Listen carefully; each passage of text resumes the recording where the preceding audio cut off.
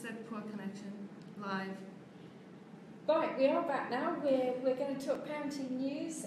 It's fantastic you're joining us. We've got all sorts of stories today that we want to talk about, particularly some safety ones that we want to share with some interesting headlines going on. But first, we just want to show you we've got a really nice competition prize that one of you is going to win. Now, I so love Lego, and we used to have the Lego Advent Calendar every year for about 7 years, and we used to get, and it was always a competition because everyone wanted the minifigures, and then you get the sort of, there's lots of lovely other bits of bricks, but hey, when a minifigure comes out, that's really special. What are you doing this year? So this is Lego Christmas scene. City Advent Calendar. Santa's on his sleigh, and there's a bit of ice Good old hockey. digger man, and look, there's someone playing a guitar for some reason. A fireman playing a guitar. Anyway, so we want your comments. We want you to listen and join in our conversation, and just start commenting. Yeah, you want comments by the end of the day. You don't have to do them now. You can think about it and come back.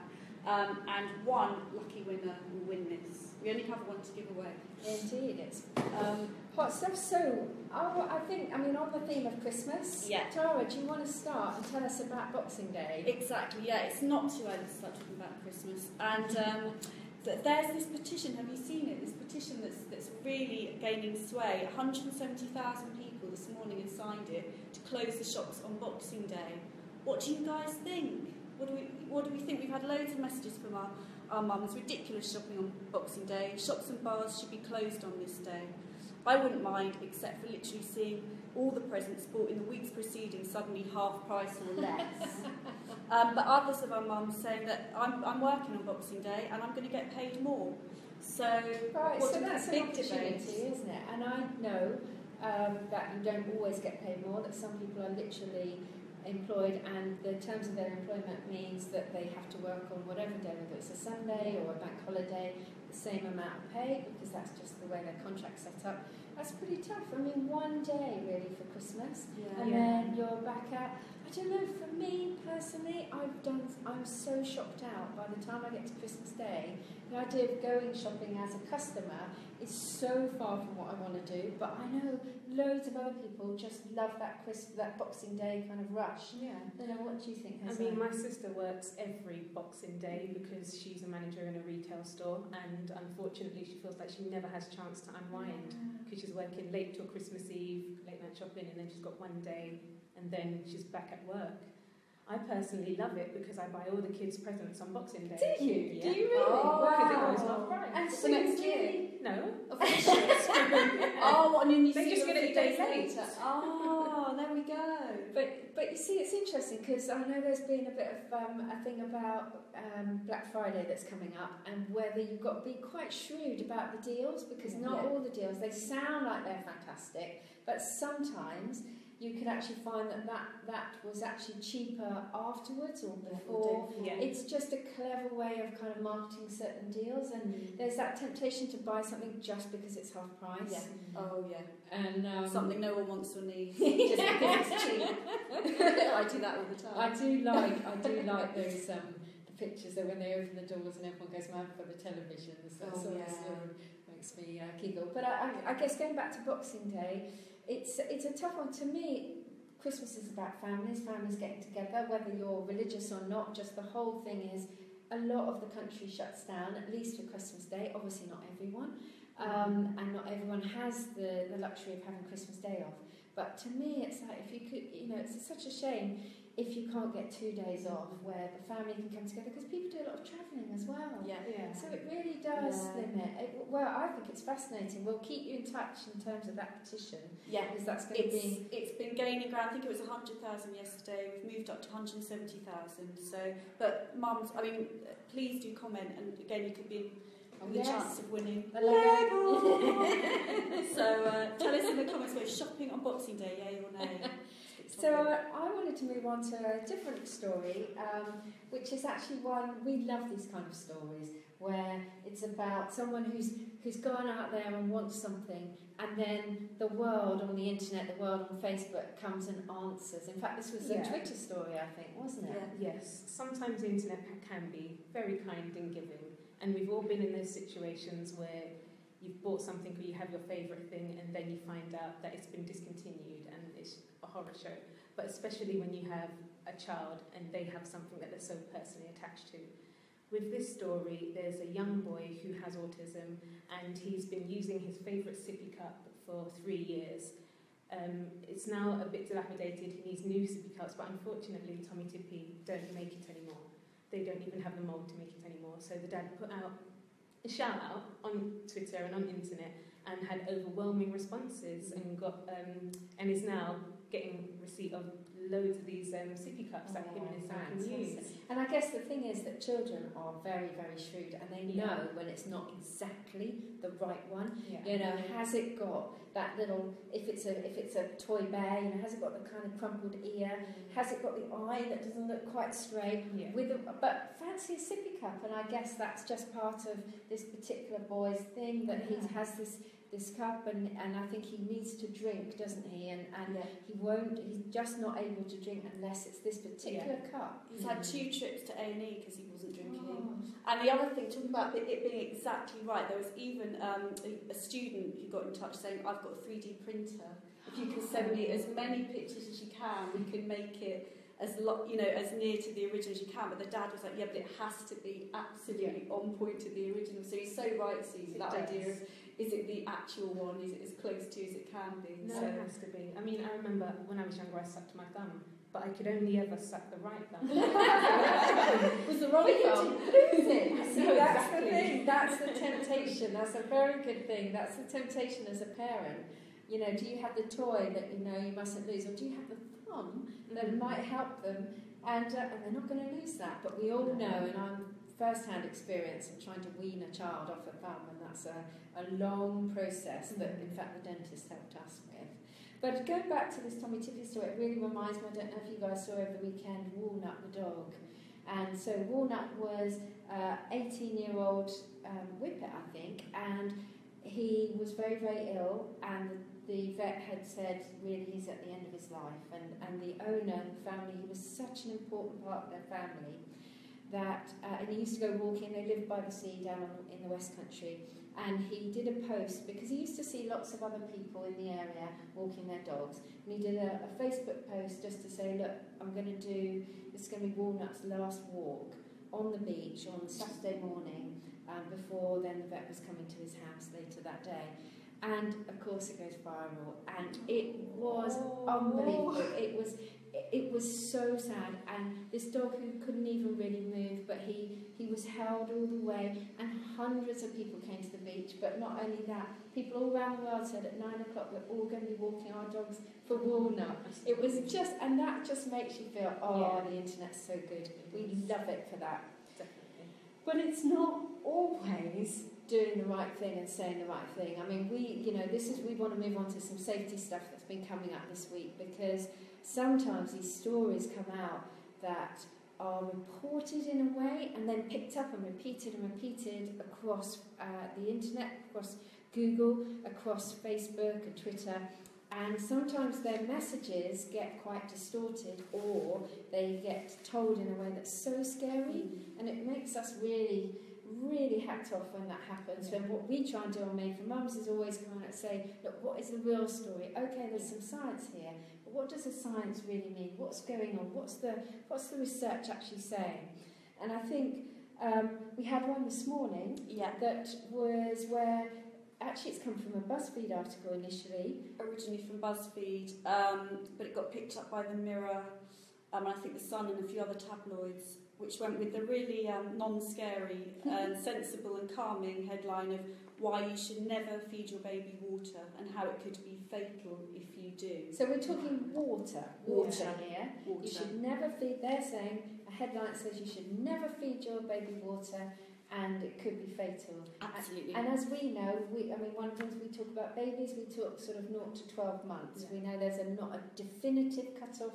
But so what did we find? Because we saw that and were pretty shocked, weren't we? Yeah, so I mean, we spoke to the experts at the Royal College of Midwives, and they did say that when a baby's under 6 months, they should only be a healthy baby should only be having milk, whether they're being breastfed or bottle fed.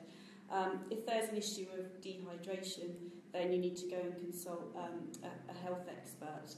But obviously after that 6 months, when they're still a baby up to a year, then they can have little sips of water. And in fact, once you start weaning, then water can be used later on as a sort of snacky drink. Exactly. Better than fruit juice in many ways. You know, Yeah. It's great to get them onto water. Yeah, so I mean, where these scary headlines have come from is that if you're feeding your baby only water and no milk, then of course it's going to be dangerous. And so we just got in touch with another brilliant expert, Anne Ritchie, who just put it in sensible terms. And she's a midwife. She's a midwife, and she's just brilliant. Mums shouldn't panic if they've given their baby a few sips of water, as this needs to be kept in perspective. Yes, babies only need their milk, but if you've given your baby a few sips of water, then don't panic. We're really only talking about water being life-threatening when given in excess. And we did specifically ask about the bottle feeding, because if you've given the right number of bottles, but it's like a hot day and you're worried that your baby's thirsty, can you give them another bottle and an extra bottle in between? And the answer is yes. If they don't need it, they won't take it, and if they do, they will. But I mean, really, the this is from a midwife that we work with regularly, and you know, the RCM too, and we just want to, you know, it makes us so angry that these things come out going as if water's poisonous. That's what we felt when we saw that headline. It was as if, oh, you've given your child water, you know, it's like, or your baby water, but it's about if you give way too much water, then obviously, but then way too much of almost anything is dangerous.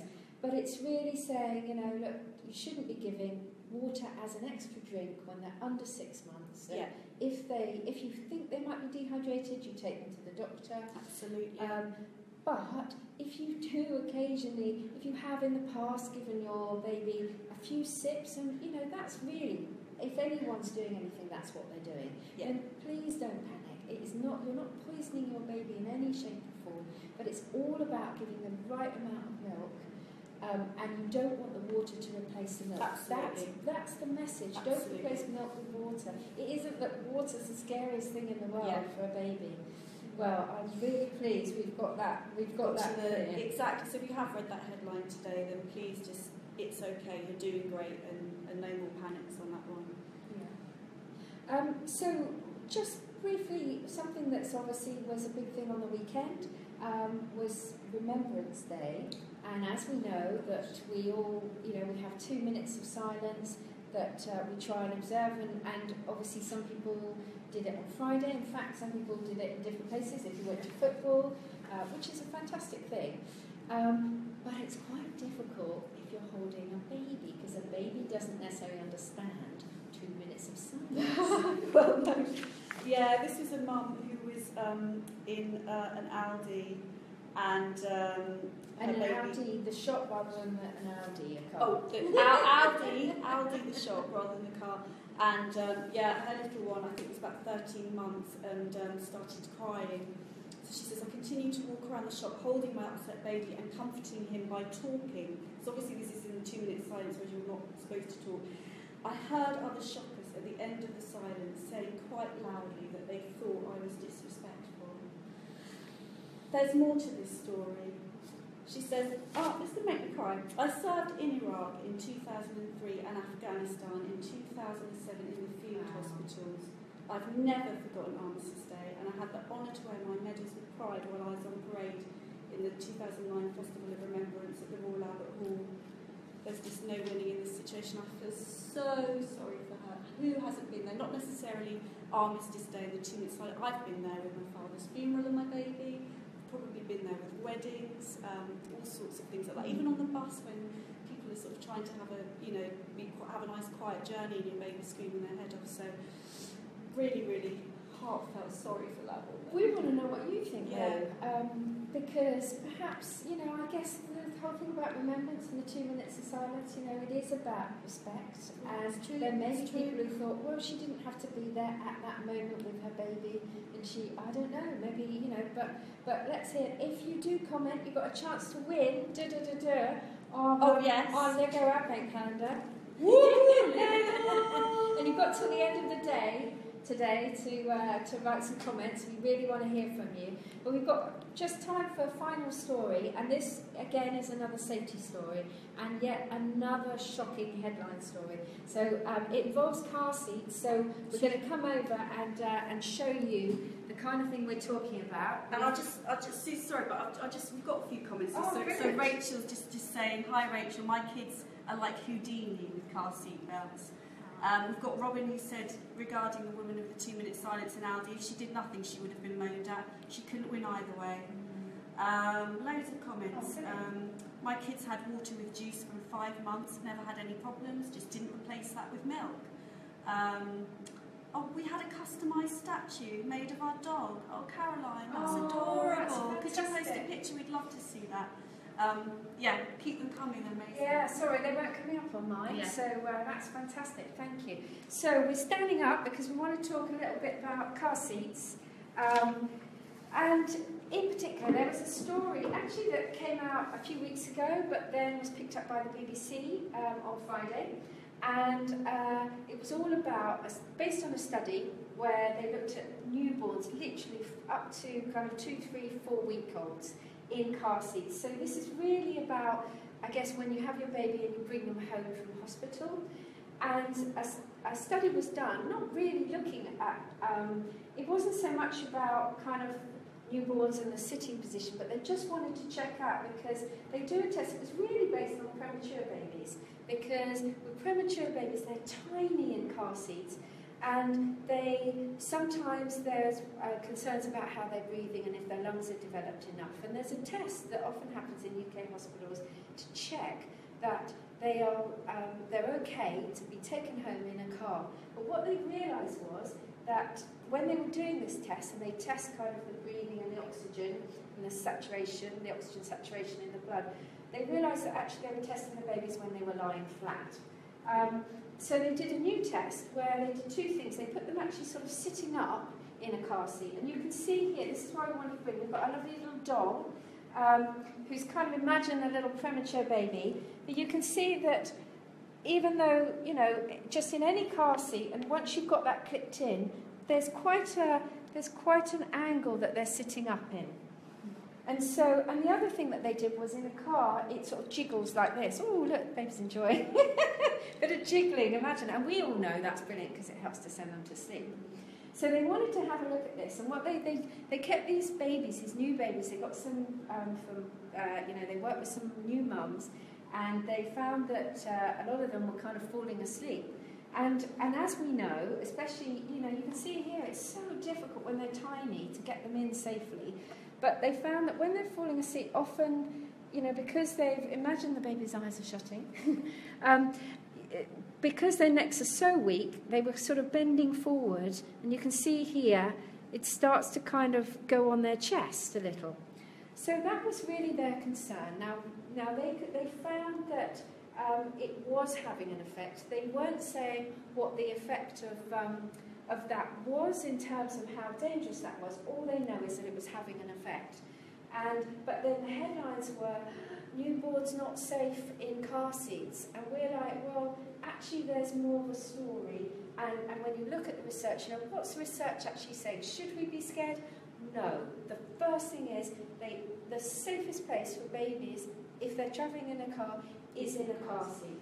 But Hazel, this is something you feel, we feel very strongly, and you're leading this really for Made for Mums. Yeah. So maybe they did come up with a sort of time frame for up to 4 weeks, didn't they?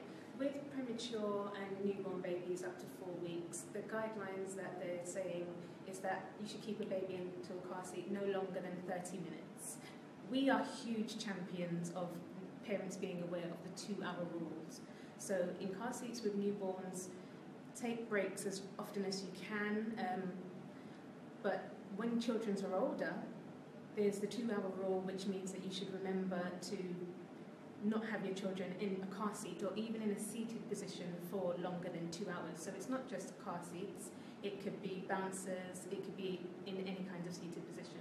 But the main thing to remember is that car seats are for travelling, cribs, Moses baskets, lie flat position is for sleeping, and it can be a pain because your baby might just have dropped off in the car seat. You might be going on a short trip and you might not want to wake them to take them out of the car seat, but it's really the safest thing to do, unless you have a lie flat car seat. The main thing is to try and make your baby lie flat and sleep flatly as often as possible. And absolutely, and what they were saying was, don't use the car seat as a kind of spare cot. It's like, you know, I know the temptation. I remember it, bringing my daughter in. She was fast asleep, and I just thought, well, why would I take her out of the car seat? Because she's asleep, and she was perfectly happy. But now we know the science is saying, don't think like that. Do lift them out. Do put them in a cot. The big thing is, now the car seats fit on those prams, those travel systems, and the temptation is to then use that, you know, going around the shopping centre or doing whatever you're doing, going for a walk for 1 or 2 hours. But really, it's about transporting to the pram. If you're then going on for a fair amount of time, you take them out and put them into the carry cot, the pram, or the seat itself. And this really is a kind of to and fro. We'll be doing loads more on the 2-hour rule and car seat safety. You'll hear a lot more from us. We've got a question from Amy. Thanks, Amy. It's always nice to know about car safety. Could you explain when it is that a mum would know the signs of needing the next car seat size up? Well, car seats are done via age, mainly height and weight. So every car seat on them will have what group they belong. I'll see if I can find one on the car seat here, and the maximum kilograms that you can use the car seat to. So you have roughly 3 groups. The first one is an infant group car seat, which can go up to about 15 months.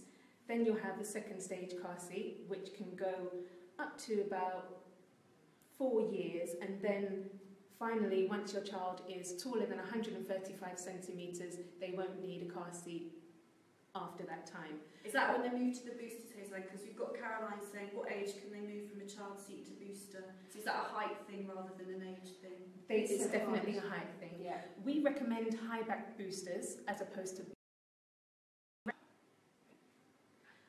But we will do a full car seat explanation Facebook Live where you can ask us all your questions in the future. So watch this space, we'll be letting you know. And I think the key thing is, it's like each car seat, they're different, aren't they? So different car seats have different specifications. So it's really about knowing your product better. It is, definitely. We will make sure we do a special one. Thank you so much for your comments. We will. One person is going to get that wonderful Lego Advent calendar, and we'll see you very soon.